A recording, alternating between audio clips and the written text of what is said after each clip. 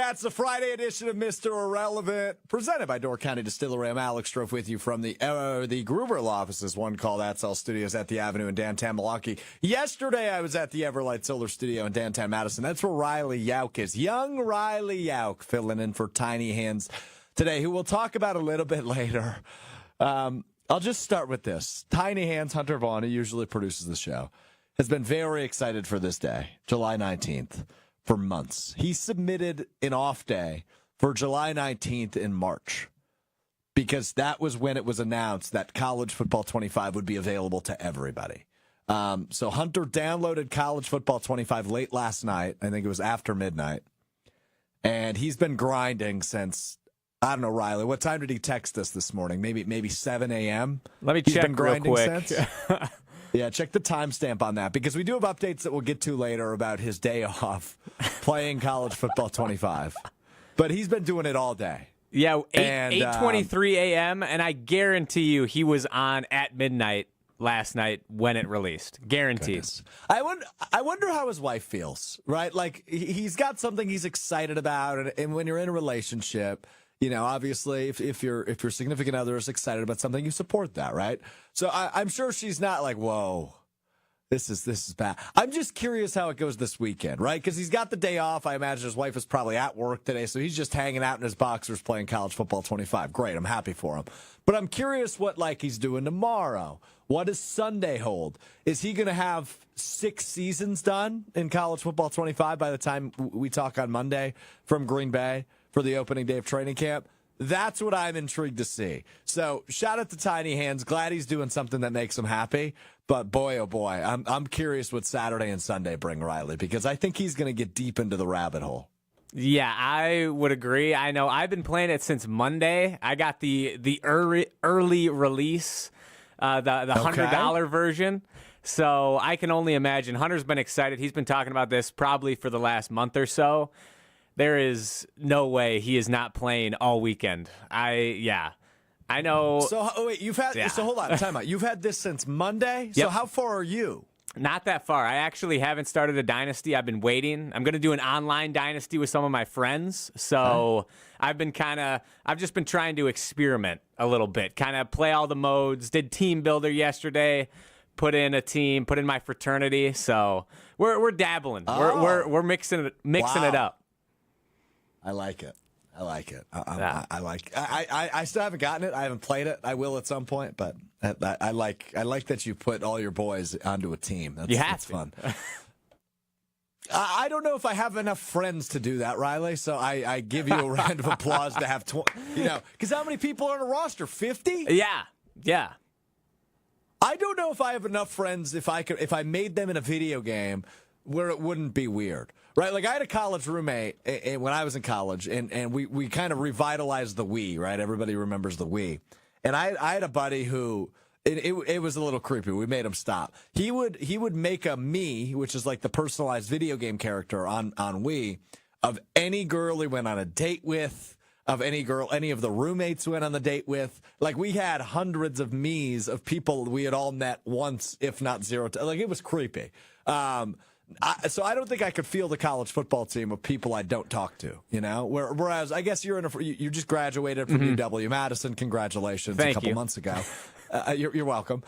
So you have recently talked to all these people, so I think you can get away with it for maybe, one more year. But in a year when you probably don't talk to a lot of those guys, it might be creepy. So that would be my take on that. Anyway.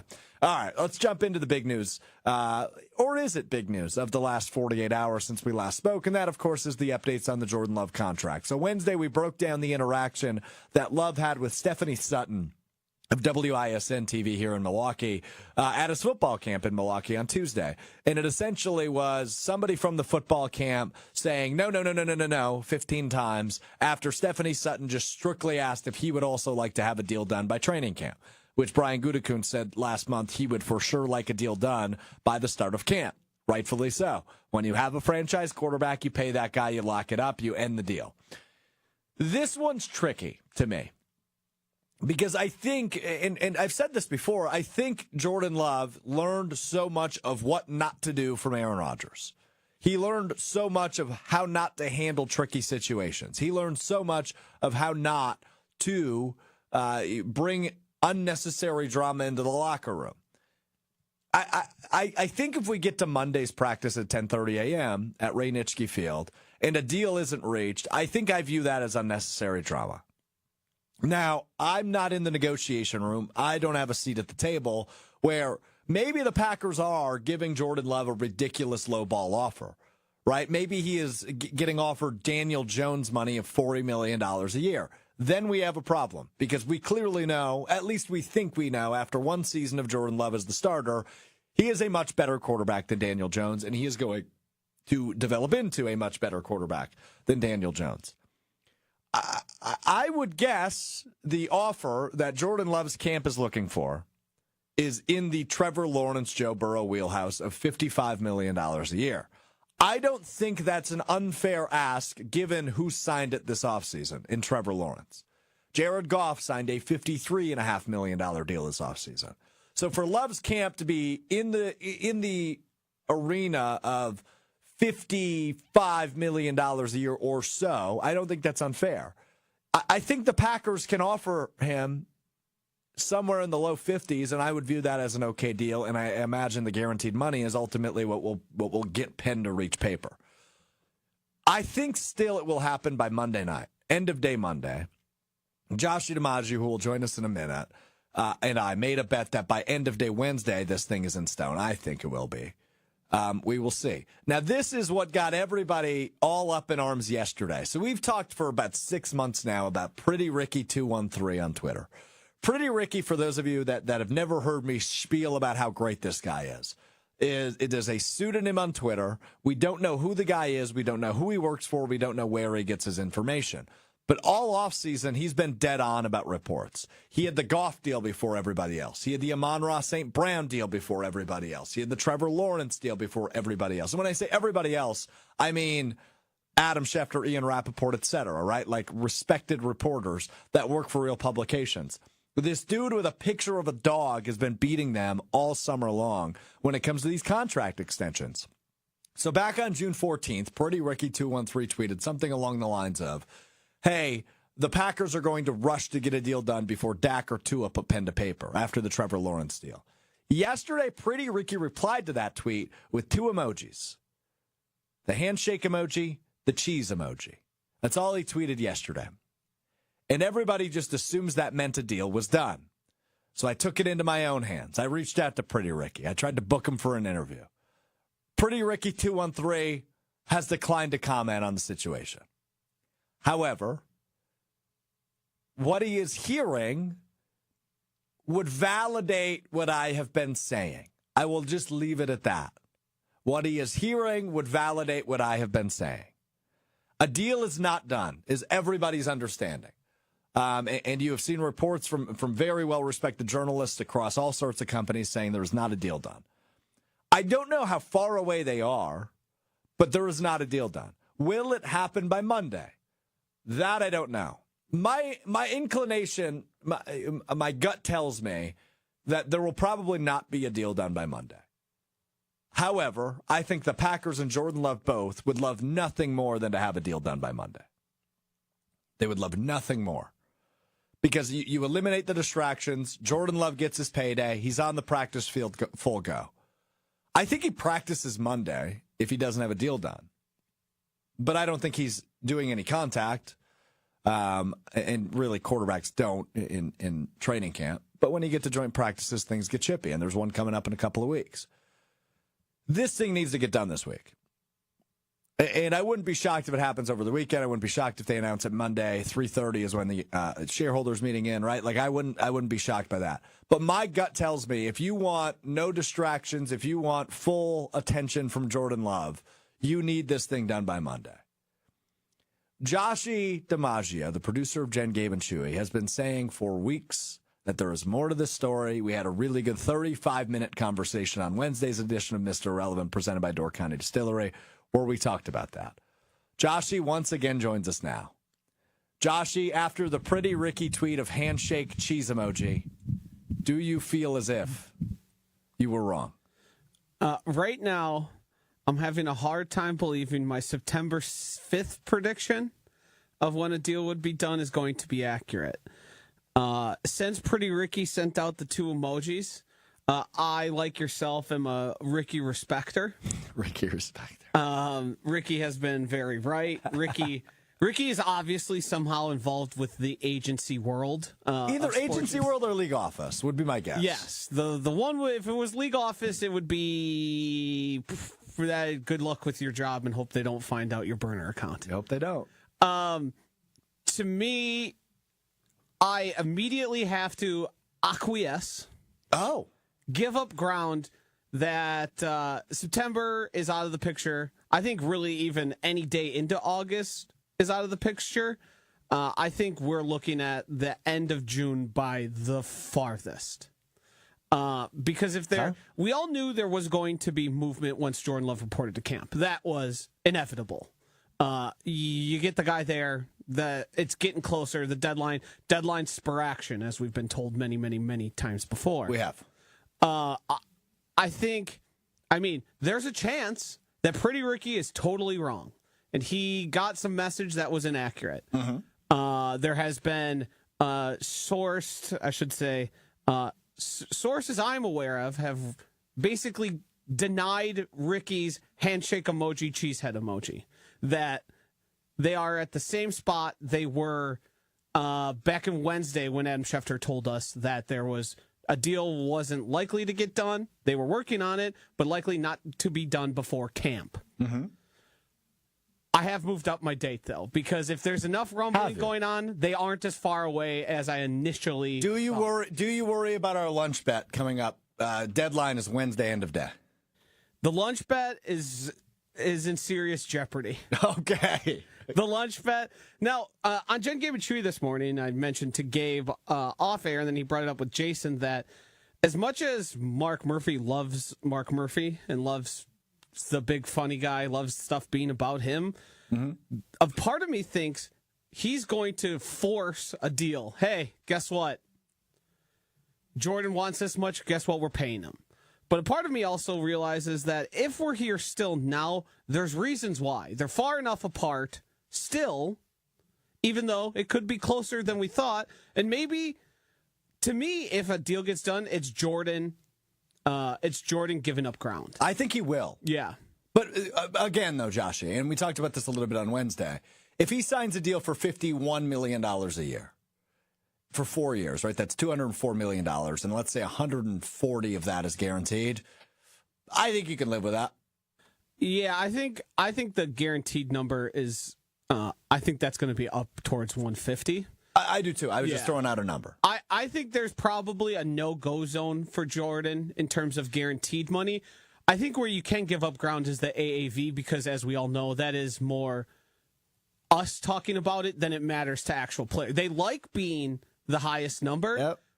But at the end of the day, if Jordan wants 155 and they're offering him 150, I think he can go, well, I have a lot more money than I did 10 minutes ago. So let me ask you this, because, and Riley, I'm curious from your perspective too.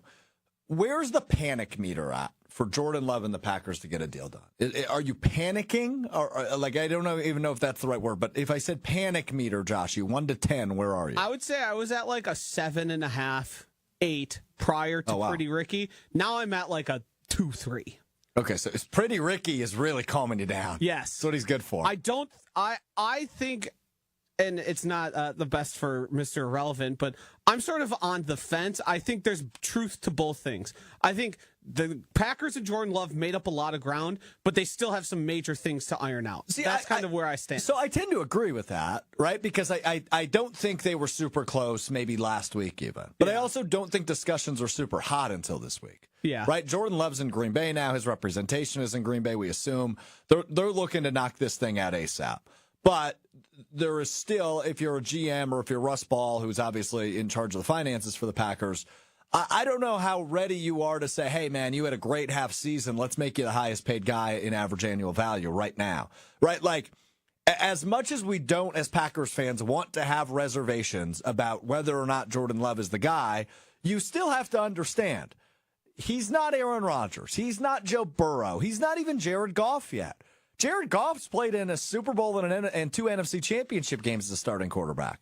right? Jordan Love had a really, really, really good half season. Is that worthy of making, the most money year over year as anybody in the NFL? I don't know. I don't have the answer to that. If I was cutting the check, which gratefully I'm not because this deal was done weeks ago, I'm probably okay with making him a $55 million a year guy. I am. I'm that confident he can be that good. But hope is not a strategy. Hope is not proof, right? I hope he is great. I hope he becomes the face of the NFL. I hope he's as good as Aaron Rodgers. I've seen flashes. I've seen things that give me confidence he can be. But am I positive? No, I am not. Riley, to you, the panic meter of Jordan Love in the Packers situation right now is where between 1 and 10? Got to turn my mic on. Probably like a 3 or 4. Not high. Not high at all right now. I think, the farther we get into training camp without a deal, if we hit preseason, then I'm going to start to panic. But that's still a long ways away. I'm not worried right now. And again, I'm not really familiar with how contract negotiations work in professional sports. Like, maybe they haven't really been rushing at all. Maybe they haven't really been dead set on figuring out a deal up until this point. I don't know. I heard the Riley and ESPN Madison contract debate was quite a one, knock them out, drag them out type of one. I heard that $15 an hour. I was in the room for it, Joshy. I was in the room for it. I mean, he really had to scratch and claw. Asking for all these extras. I charge a pretty penny. Some Pella windows put into his house. A couple bottles of Door County every month. Every month. Yeah. Every month. It was a big negotiation. If I'm with you guys. I'm at like a 4 or 5.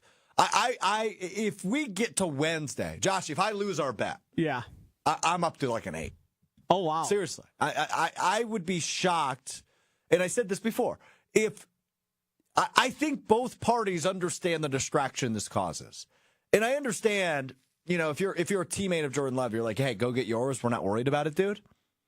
But there's a point where you get to 3, 4 practices in, and Jordan Love isn't really like, oh, I got to sore shoulder this day. Sorry, guys. Yeah. I think that affects your team, especially given the fact that they are the youngest team in the NFL, right? They're a team that completely outshot expectations a year ago, but now you go into the season with expectations back. So I'm worried the effect that maybe, hey, Jordan is distracted with this total sideshow for the first week of us all being together. I worry what kind of a toll that takes on the long-term success of this team. Yeah, I think even more than just this season, you have to start thinking. Now, the Packers have rehabbed their image from the Aaron Rodgers issues that took place, but past Jordan Love, you've still got a lot of young players in the near future that you're going to want to bring back. And we know what Aaron Rodgers and Devontae Adams sort of did to that locker rooms in terms of lack of confidence in the front office to do the right things that everyone on the teams think they should do. You don't want to get rid of all of that, and then the first time you have the chance to make it right, kind of step in the bear trap again and risk some of those guys looking around and going, should I re-sign here or should I test free agency? Should I give the Packers, and by all accounts, the Packers, aside from the Rodgers thing, is like very highly respected among the agents and people in the NFL and how they treat their players. But if you keep adding on to that, Goody's reputation could take a real sort of ding here. It could take a hit, no doubt. That, to me, I think, is also a large part of why the Packers are incentivized. As much as Jordan Love wants to keep public favor on his side, I think the Packers have just as much incentive, even though they have, quote unquote, the leverage here. Both sides, it behooves both of them for this to end and be done with. I love the word behooves. It's a great word. It's a good usage. That of is the a good word as well by Josh DiMaggio. Thank you for validating, Riley. Dynamite dropping, of bro. Course. I'm behooved by that. I use that right? No. Can you define behooved? Mutually beneficial? No, because behoove is an advantage. It is good for it is good for someone, good for something. So by saying having you and Riley here, it behooves me. Yes. That makes sense? It makes that would be saying you're saying Mr. Irrelevant is better when Riley and Josh are here. I would agree with that statement. I love having Without us, not saying in replacement. Oh, here we go. I got the official New Oxford American Dictionary. Behoove, a verb. It is a duty or more of a responsibility. Merriam-Webster Oh, my bad. For a duty or responsibility for someone to do something. It is incumbent on. Oh, okay. Another big word. All right, let's do this. We're gonna. You just mentioned Door County Distillery. We're gonna talk about them in a second. I spent the day tasting some Door County Distillery yesterday in the Madison area. It was awesome. 2 spots in the Madison area. Liberty Station in Madison. They do an apple brandy, like old fashioned, but it's not really an old fashioned. So there's a lot of brandy in there. It's good. It was really good. Orange peel. And then we were over at Tipsy Cow, or not Tipsy Cow, excuse me, across the street from Tipsy Cow, Sugar River Pizza in Sun Prairie, having a little old fashioned there. So you'll see some videos from that coming up here shortly. So I'll tell you about Door County Distillery, but I want to give you a heads up. In about 5 minutes, we're going to give away a spot in the ESPN Wisconsin Fantasy Football League. So hang on. Dave & Buster's August 1st in Wauwatosa. We're doing the drafts with all of your favorite ESPN Wisconsin personalities will be there. So we're going to give a spot away from that in about 5 minutes, about 12:58. This afternoon, we will give away a spot in the ESPN Wisconsin Fantasy Football League. So if you like Jen, Gabe, and Chewy, if you like Wildy and Tash, if you like Mr. Irrelevant, if you like Kyle, Bruston, Nortman, if you like Homer, if you like Jim, Matt, and Molly, your chance to get into a league with one or several of them coming up in about 5 minutes. But first, got to tell you about Door County Distillery, locally produced, handcrafted, award-winning spirits made locally in beautiful Door County. I mentioned the brandies, the whiskeys, the single malt whiskey. It's 27-time gold medal award winner.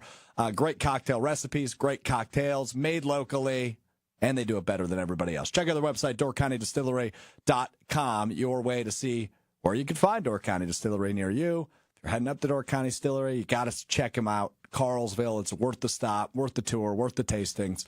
Check them out, DoorCountyDistillery.com. 60-second break. When we come back, we take a look at the 3 players poised for a big step in 2024. So no rookies involved in this list. Who's going to take that next step in 2024? 3 days out from training camp, I will give you 3 players I've got my eyes on. And we will give away a spot in the ESPN Wisconsin Fantasy Football League at Dave & Buster's in Wauwatosa coming up on August 1st. We do that all in about 60 seconds. But first, Door County Distillery. It's Mr. Irrelevant. I'm Alex Strouf.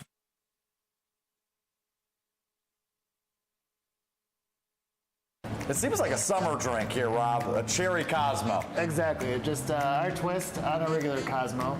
Obviously, Door County, so have to stick some cherry into it. Have to stick some cherry into it with the cherry vodka from Door County Distillery, made with local cherries, right? Yep. Made with the Montmorency cherries we're known for here in Door County. I love it. Let's get to it. What do we got to do? All right. So first, obviously the cherry vodka. We're gonna add 3 ounces of that.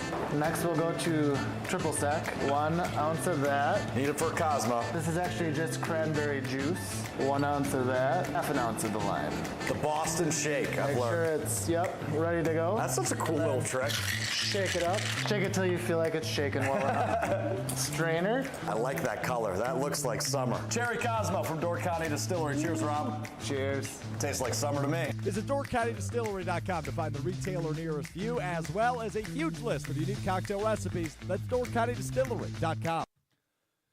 Yeah, DoorCountyDistillery.com is the place to find that. All right, let's do this right now. We're bringing back, it's been a few years since we've done the ESPN Wisconsin Fantasy Football League. I want to give away a spot in the ESPN Wisconsin Fantasy Football League right now. All you got to do is call the phone number, 844-770-3776. 844-770-ESPN. Caller 1 right now. You got to be able to get to Wauwatosa August 1st. But caller 1 right now, going to get a spot in the ESPN Wisconsin Fantasy Football League. 844-770-3776. You're calling Riley back at the Everlight Solar Studio. He's going to take your info. We're going to get you hooked up with a spot in the ESPN Wisconsin Fantasy Football League coming up on August 1st at Dave & Buster's in Wauwatosa. Going to be a great time. I mentioned all your favorite ESPN Wisconsin personalities going to be there. Jen, Gabe, and Chewy, Jim, Matt, and Molly, Wildy and Tausch, Kyle, Bruston, Nortman, myself. Joshy's even going to be there. August 1st, Wauwatosa, Dave & Buster's. You can get in on the ESPN Wisconsin Fantasy Football League. Call right now, 844-770-3776. Your way in. Riley will grab your info. All right, want to get into this now. We are 3 days away from training camp for the Green Bay Packers. 3 days. I've got 3 players in mind that I am absolutely hitching my wagon to. I am absolutely saying they are going to take the next step in 2024. Like, I will admit I am wrong on all three of these guys if I'm wrong. But these are the three Packers, and once again, it's not named Jordan Love. I think Jordan Love already took the step. I think he's going to be consistent. I think he's going to be a guy where you look at him and you're like, yeah, he's got a real shot to win a couple MVPs in his career. So Jordan Love will not be on this list. Three guys who I absolutely, feet in the dirt, think will take that next step in 2024 for the Green Bay Packers. I've got three names in mind, and I'm stubborn on these. Like, I am stubborn on these. So all three of these guys were on the roster last year. That's the one rule I made here. So Xavier McKinney, Josh Jacobs, the rookies, none of those guys are eligible for this list. Name one, and this is the name I am the most confident in, but I'm confident in all three of these guys. Name one is Quay Walker, the linebacker. I think Quay Walker is going to be, we talked about it, I think it was last week when we kind of dove into this new defense a little bit. He was wearing the green dot on his helmet in OTAs, which means he's kind of the defensive play caller. He's going to be a focal point of this Jeff Hafley defense. And him and Devontae Wyatt are tied together for obviously the obvious few reasons, right? They were both from Georgia. They were teammates at Georgia. They were both first-round picks the same year to the Packers a few years back. But they're also tied together because I don't think you've seen exactly what you expected out of either of those guys. Quay Walker's best moment last year came in week 1. He had that pick 6 against Chicago, and then he really didn't do a ton after that. He wasn't bad, but he never really took that step that you had hoped he would last year. So Quay Walker, I think finally, with a defensive coordinator who's energized, with a linebackers coach everybody loves who came from Miami, Anthony Campanelli. Everybody loves that guy. And Quay Walker is the best linebacker on this roster, bar none, right? Like, you have rookies that are joining him. You have Isaiah McDuffie, who you hope takes a step. But Quay Walker's going to be on the field a ton. So Quay Walker is name number one, who I think takes a big step. He'll be the leading tackler for this team. He's going to get after the quarterback a little bit. He's going to show his versatility and athleticism in this new defense. I don't know a ton about this new defense, but what I do know is Quay Walker will be a focal point, and I think he is going to take a big step in 2024, begging the question after this year, oh boy, are we going to have to lock him up for big money? Are we going to have to lock him up? That's who I'm curious about. So Quay Walker is name number one for me when it comes to who takes the big step in 2024. Name number 2, Luke Musgrave. I think Luke Musgrave, as long as he stays healthy, he showed some really nice flashes, both in the postseason and the regular season prior to the injury, where you go, oh boy, Packers got something at the tight end position. Now, as Packers fans, naturally, especially in the offseason, we all kind of think, we'll wait and see, but we think we've got something here, right? Like, naturally, you always look at the upside of all these players. But legitimately, I think you have good reason to believe, especially at the tight end position, that you've got a legitimate 1-2 punch in Luke Musgrave and Tucker Kraft. I think Luke Musgrave, since day one, and that will continue with training camp starting next week, is he is going to develop into the guy that you hoped you would have for all those Rodgers years, right? Like, you had the Richard Rodgers, you had the Bobby Tunyon year. After Jermichael Finley, though, you never had a true tight end who was both a good pass blocker and a good receiving threat. Luke Musgrave, I think, will develop into that guy. So name 2 for me is on the offensive side. Luke Musgrave is name number 2. Quay Walker, Luke Musgrave, 2 names that I think will just take that next step, and you're going to have real studs on this Packers team. Those are the 2 guys I am most excited for in 2024. The final name on this list is a guy I've talked about before, but I think he jumps into the starting rotation of the defensive line this year. I talked about Devontae Wyatt before. I think you're going to be disappointed with him. I think it's one you're going to walk away from after the first contract and say, hey, Goody, you've done a really good job drafting some studs. But I think it's time to move on from this guy. However, you made up for it in the 2023 draft because you drafted Carl Brooks in the mid-round. Carl Brooks, outside of just having obviously the big frame he is as a defensive tackle, he's a really good run stopper. He's aggressive. He's really good with his hands. I think the year 2 jump for Carl Brooks might be the biggest jump of anybody on the Packers. I think Carl Brooks will eventually be the starting defensive tackle, and obviously they do it on a rotation basis, and you'll see some Lucas Van Ness, and you'll see some Devontae Wyatt, and you'll see some Slayton. But I think Carl Brooks will take that next jump and really be like, oh, we've got 2 Kenny Clarks all of a sudden. And he probably won't be Kenny Clark good, but I think he's going to be the option you are most comfortable with outside of Kenny Clark. So just to recap, the 3 names that I think take the next step in 2024 for the Green Bay Packers: Quay Walker, Luke Musgrave, Carl Brooks. The 3 names I am sold on. That will be every down guys where you go, oh, yeah, we've got something there. Goody did his work in the draft with those 3 guys. Riley, any qualms with my list? Did I miss anybody? I didn't pick a wide receiver here, which I think a lot of people will be surprised by, because I didn't pick Dontavian Wicks, who I think is an obvious choice here. But the wide receiver position is so dicey, and I think it's so competitive, and it will be in training camp, that I don't know that we'll see a wide receiver really take the next step. It might be a committee again in 2024. So just to recap again: Quay Walker, Luke Musgrave, Carl Brooks, Riley. Any issues with my list of those 3?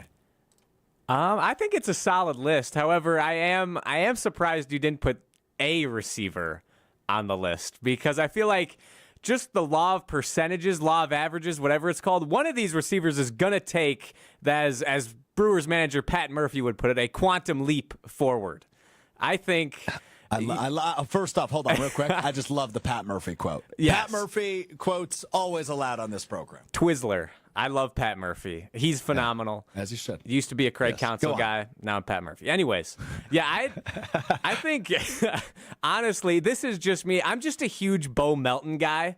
I think he was so overlooked last year, and I think his jump is going to be the most noticeable out of any of the receivers last year. So I would put Bo Melton on that list, but other than that, I thought it was good.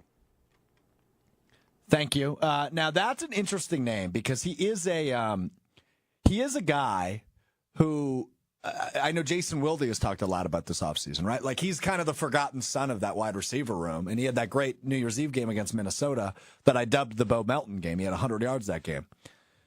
Now, he actually has a skill that really nobody other than Christian Watson has, and that is speed. Bo Melton is really fast, and people don't realize that. So let's just say we live in a hypothetical world, unfortunately, and this is an unfortunate world, because I talked so highly about Christian Watson on Wednesday's episode of Mr. Irrelevant. Let's just say Christian Watson misses 6 games midseason. Bo Melton's going to see some more time, because you need somebody that stretches the field the way that Christian Watson does. And Bo Melton's kind of your guy for that. Right, Wicks is a really good route runner, and he can make plays everywhere, and he's got really good hands. Romeo Doubs, really reliable, good at everything, it seems like. You throw up a 50-50 ball, you're confident Romeo Doubs is coming down with it. Jaden Reed, your Swiss Army knife, right? He can line up out of the backfield. He can do, things inside the hashes nobody else really can do. Jaden Reed is probably the most intriguing prospect of these wide receivers, just because he can do so many different things. He is an elusive guy. He's really talented. Jaden Reed is really tricky to peg down, like, okay, that's the thing you do well, because he does so many things well. And I think that's why Jaden Reed makes a really strong case of eventually evolving into this number 1 guy. With Bo Melton, he's just quick. He's probably not, when it comes to straight up receiver abilities, he's probably the 5th best on this roster right now, but behind the obvious 4. But he's kind of the forgotten one. So that's a good point, Riley. I don't know if he'll get enough snaps, right? Like, it's going to come down to health. If 2 of those guys are injured, then you're going to see Bo Melton. If I mentioned how competitive the wide receiver room will be in training camp. I think it will be the most competitive room, just because you're fighting for snaps, right? Cornerback is an interesting one, because you're fighting for snaps. Eric Stokes v. Carrington Valentine. You kind of know Jair Alexander, who, when he's not skydiving, and Keyshawn Nixon will be on the field, you assume, right? Because your slot corner will likely be Keyshawn Nixon, and Jair's your best guy. After that, is it Valentine? Is it Stokes? At wide receiver, though, you're usually going to have 2 or 3 on the field only. Is that Watson and Reed? Is it Wicks and Reed? Is it Dobbs and Watts? And sometimes you'll have 3. Who's left out? When you have 4, you assume it'll be those 4. I'm just really curious to see how the snap count shakes out for that room, because you don't have a true number 1. I think if we had to depth chart it and assume everybody is healthy, it's probably Watson, Dobbs, Reed, Wicks, 1 through 4. But I even have an issue with that list. So that's such a fascinating room to me. But Bo Melton's an interesting name, Riley. Thanks for bringing him up. If you have anybody that I missed, feel free to shoot it in the comments section. ESPN Madison, ESPN Milwaukee, YouTube, ESPN Madison on Facebook. Intrigued to see if you have any names that come to mind. I want to give a shout out to our guy Ryan in Sheboygan Falls. He's in the ESPN Wisconsin Fantasy Football League. I'm not quite ready to trash talk Ryan. Ryan, I'm looking forward to playing against you. But you're going down, right? Like I'll keep the trash talk to a minimum until we have teams on paper. Joshy, is trash talk allowed in fantasy football on July 19th? Oh, yeah. Okay. Especially someone like me who, to this date, has drafted over 100 best ball teams. Yeah, that's insane. Thank you, Underdog, for supplying me with the latest. Oh, yeah. The latest update, the new puppy, Fast Puppy. We're drafting $5 teams like it's going out of style. So, Joshy, are you going to be in my league? Where are you ending up in the ESPN? Because I know we're having multiple leagues. I know I have a league, and Ryan in Sheboygan Falls is going to be in that league. Should we save you a spot? I believe right now we're operating on each show is going to have their own league. So I figured I'd be part of Jen, Gabe, and Chewy's. I have in the past, even before I was even in content, before I was doing behind the scenes stuff, I filled in because I was there helping, and someone didn't show up. So I said, no, I'll take the 12th team. Let's do this. Let's have fun. All right. But I'm so in deep in the fantasy streets right now. I've got more opinions than anyone needs to have on fantasy on July 19th. When is the right time to draft the Packers wide receiver? This is an interesting debate. Actually, one we had on Jen, Gabe, and Chewy. Oh, I heard it. Yeah. Yeah, I think Dontavian Wicks is the best pick. He's like a 10th round pick or later. In Wisconsin, obviously, you should probably bump that up a round or two. Yeah, because that's how things goes. So he'd be right in the middle of the draft in Wisconsin, right? Like 8th or 9th round. Yeah, I would imagine. But you view him as the guy with the most upside, I assume? Yes, for cost and potential upside, I think Dontavian Wicks. In that range, you're not really finding a guy who has a potential to be a 1,000-yard wide receiver. And if he is wide receiver one on the Packers, you would be led to believe he's going to get somewhere close. The first one off the board is Jaden Reed, who I don't end up drafting a lot. He has the most projectable spot of all the Packers since he led the team in receiving last year. But the one I've taken a lot also is Christian Watson. He's after Jaden Reed. And as we've seen, Christian Watson at any given point can score a touchdown and a whole lot of them. So to me, the value of having a potential wide receiver that finishes somewhere in the top 10, somewhere that you're drafting in the 20s or 30s, that's a guy I'm taking a lot of stabs at. Okay. Good to know. A lot of Luke Musgrave, too. You have too many takes on this. Oh, I'll report back to you in a few weeks, because August 1st is our ESPN Wisconsin draft. Will that be your first one? No, I'll do some mocks between now and then. But that is 2 weeks from yesterday. So I'm running out of time. We're 13 days away. Yes, you better start grinding, Bubba. All right. Same to you, Ryan in Sheboygan Falls. Looking at you, bro. Yeah, if I end up in the Mr. Relevant League, you guys are in trouble. Well, you got to let me know if you want to. I'll smoke you first off. No, but Josh, you've played enough fantasy, right? Like just because you're wasting $500, not wasting, but hopefully it's a good investment, right? Because these best ball leagues, but they're $5 a pop. And how many? You said you've done 100 of them? Yes. So we're over $500 of investment in best ball leagues, and those are season long investments. Correct. Okay. To this point in my life, fantasy football has been an investment. It hasn't been a gamble. It's been an investment. So you are good at fantasy football. I have won to the tune of tens of thousands of dollars over my course of playing. Okay. Yeah. I kind of want you in this league. And as you said, it's similar to poker. Things can just not go your way right, a like season. Injuries and, there's random weight. Like, remember Devon A-Chain? He had nobody drafted him last year. Won me a fantasy league with Puka Nacua last year. You're right, Puka Nacua. Nobody was drafting Puka. Correct. So you just never know what will happen in fantasy football. That's why we love it, and that's why we play it, though. So shout out Ryan in Sheboygan Falls joining us in the ESPN Wisconsin Mr. Irrelevant Fantasy Football League. First ever Mr. Irrelevant Fantasy Football League.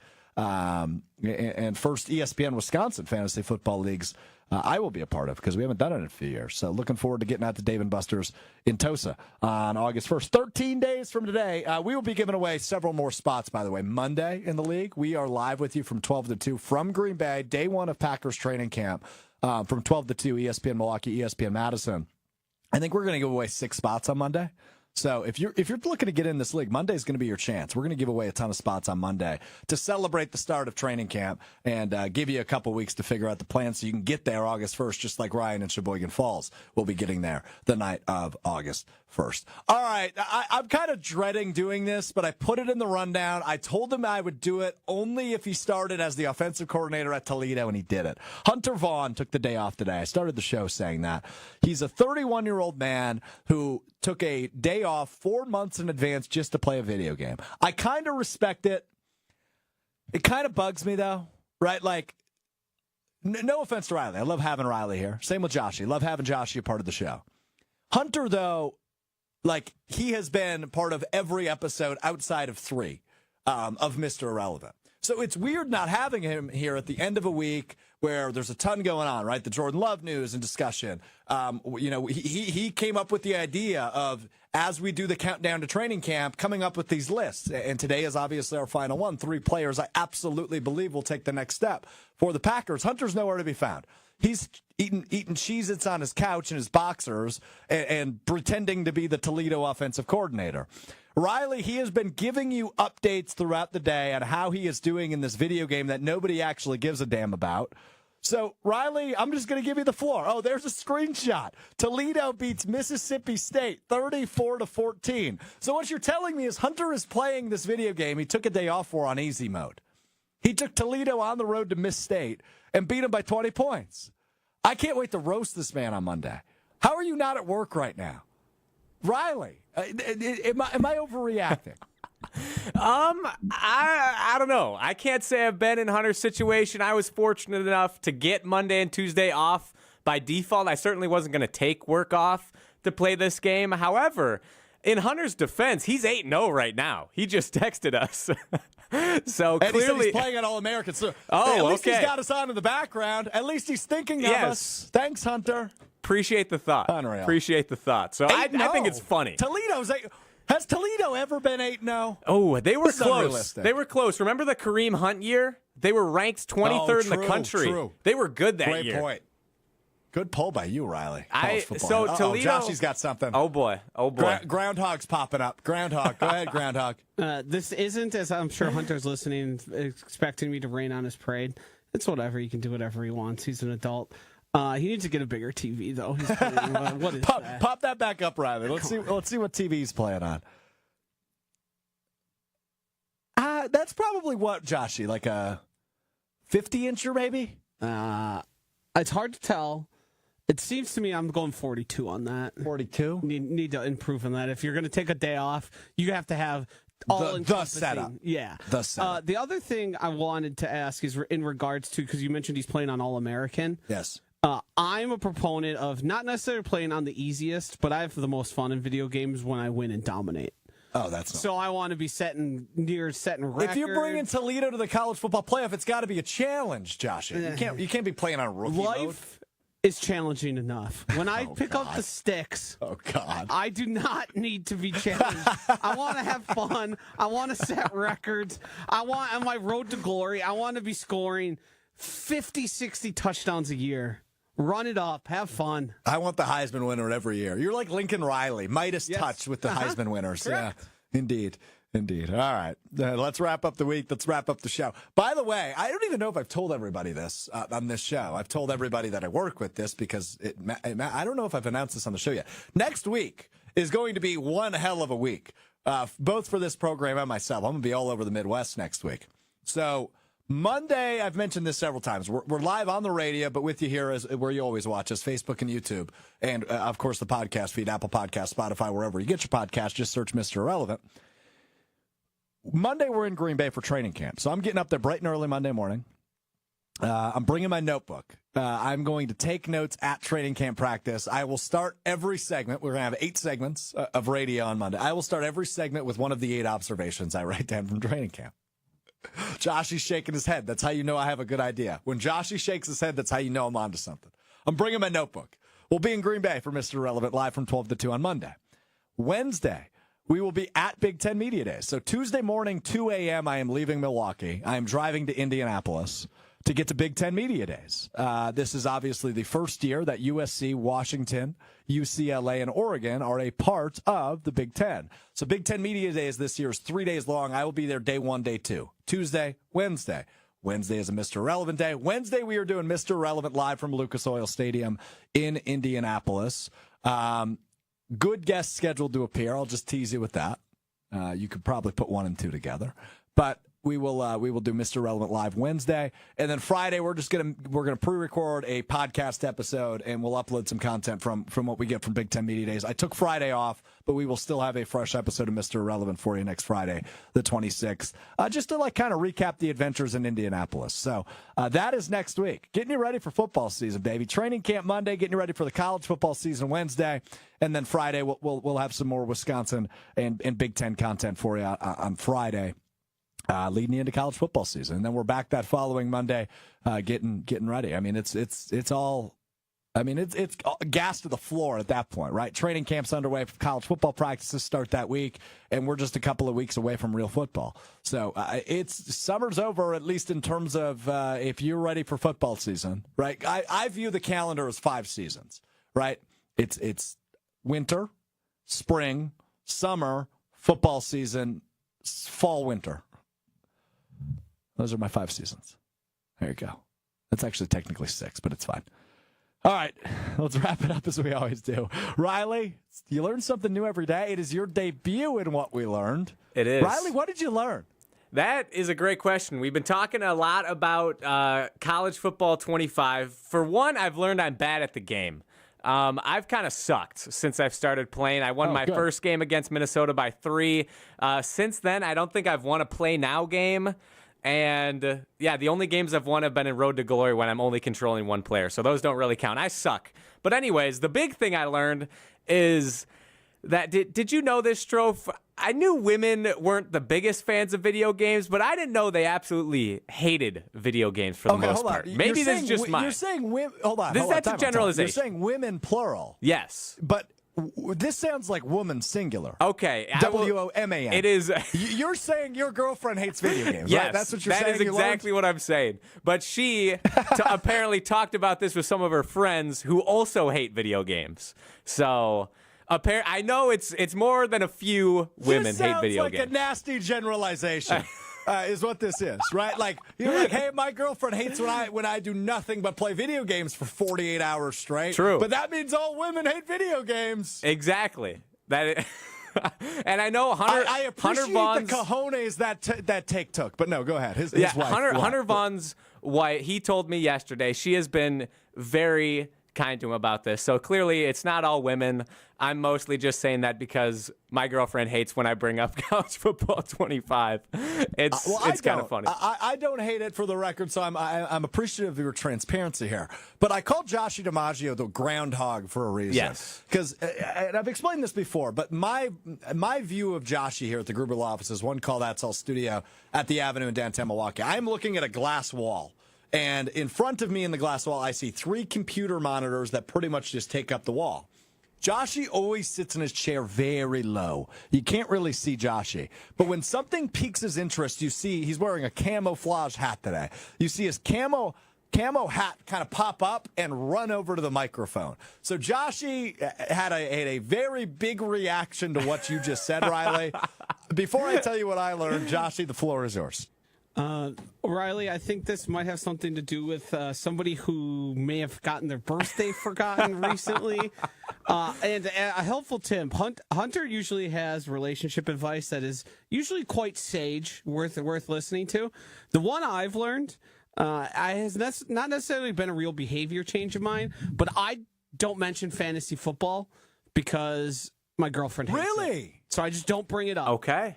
So I'm very lucky. I think your plan here should be, even if you're going to waste away your days playing video games, which you can decide if they are wasted or not. That's not up for me to decide. I think you just got to keep it to yourself. Okay. I do a lot of keeping to myself, and not necessarily like I'm hiding secrets, but she doesn't care about what the Packers are doing. She doesn't care about the video games. We talk about things we can agree on or things that matter. So I'm very lucky because I'm dating a girl who loves sports. So as you both very well know, my life kind of revolves around one thing and one thing only. And that is sports. Like, I'm just a huge sports fan. So that's been good. All right, let's end with this because I'm curious, and I do want to pull the room on this one before we wrap it up for the week, and appreciate everybody hanging out with us on a Wednesday. Today is National Words with Friends Day. Do we remember the app from like a decade and a half ago, Words with Friends Day? Words with Friends. It's Scrabble, right? It's just Scrabble for your iPod, essentially, at the time. My question is, has anybody played this in the last, let's say, 8 years, right? So it's 2024. Has anybody played Words with Friends since 2016? Riley? No, I never played Words with Friends. I remember seeing little ads on the games that I did play back on my like Kindle Fire back in middle There you school. go, right? So no. I think mine was like on the first gen iPad I had. I played Words with Friends. I haven't played it in probably a decade. Joshy, you seem like you might be a word game guy. I'm not typically. I'll play a crossword here, but I have a friend and his girlfriend who still play. So when one of them is looking for a word, I will jump in and help them out. Really? They still use the app. It's No crazy. kidding. Okay. And they use it religiously. But what I learned, why I bring this up, is that anybody can make up a national holiday, but apparently except me. So back in 2016, speaking of 2016, I was fascinated with the website nationaldaycalendar.com. I still visit it every day because I'm always curious. You know, today is also International Retainer Day, right? If you wear a retainer, happy holidays. I tried to make up a holiday, and I feel like it should have stuck. The holiday I made up was on October 10th of every year. It stays on October 10th, doesn't move. National Change Your Profile Picture Day. I'm a guy who's not great about updating my profile pictures on platforms, right? Like I kind of use the same picture for 3 years, and then I remember to do it because somebody took a picture of me, and then I do it another 3 years later. I think we should all, and I kind of view this way about government-issued IDs as well. Your look is always changing, right? Like, sometimes I have a beard. Sometimes I don't. My hair, I've been wearing it much shorter the last few years. The ID picture I have, my hair is much longer. I don't have a beard. You know, same with my profile picture. I probably don't look like what I look like in that. I haven't updated it in probably a year. Every October 10th, you should be forced to change your profile picture, or else it goes to a blank screen. Joshy, you on board with National Change Your Profile Picture Day? I feel like National Day Calendar should pick that one up. As somebody who hasn't changed their profile picture on anything in more than a decade, no. Oh, more than a decade? Yeah, no. I feel like you should. You're probably overdue. What do I got to do that for? People need to know what you look like, Joshy. The worst thing, no, they don't. They can watch me on the stream. Okay, but I meant more like high school friends that might not know what you do for a living. They can go buzz off. Okay. The thing about it is, and the way it is for me, especially on Twitter, is I recognize just the rough image as I'm scrolling of somebody. When they change it up, it changes everything for me. It's an inconvenience. Oh, come on. It's an inconvenience. You're brutal. All right. Well, I tried. That does it for us today and this week. Next time we talk to you, noon on Monday, Mr. Relevant, presented by Door County Distillery. We'll be live from the Tundra Trio Houses just outside of Lambeau Field for training camp. Next Wednesday, we're live with you from Lucas Oil Stadium in Indianapolis. And then Friday, we'll have something for you from all of our adventures out in Indianapolis. Appreciate you hanging out.